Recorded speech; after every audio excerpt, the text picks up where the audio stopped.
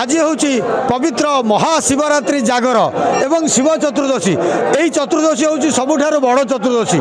जो श्रद्धालु भक्त मैंने गोटे दिन को अपेक्षा करते निजर दीप जाली महादेव जागर रही से जागर में निजर मानसिक रखी दीप जाली बाबा पाखे एकत्रित होते निश्चित धवलेश्वर पीठ चलचंचल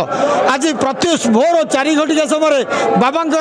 द्वारपीठ नीति आरंभ होता 108 गड़े बाबा को स्नान कराइला स्नान पर स्वल्प बेश करी जो श्रद्धालु भक्त मैंने धाड़ी में ठिया होते बाबा को दर्शन करते बाबा आज हूँ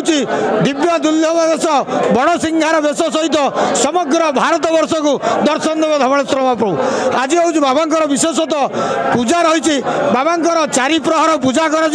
संसार सुखी पाई जगतर मंगल पाई जो श्रद्धालु भक्त मैंने मानसिक रखिंट मानसिक पूरण संध्या 7 घटिका समय प्रथम पहर 9 घटिकार द्वितीय पहर पर बाबा से जो महादीप 1:30 राति धवलेश्वर पीठ में उद्यापन कर बाबा मांडुआ भोग तृतीय पहर लगी कर धवलेश्वर महाप्रभु विजय प्रतिमा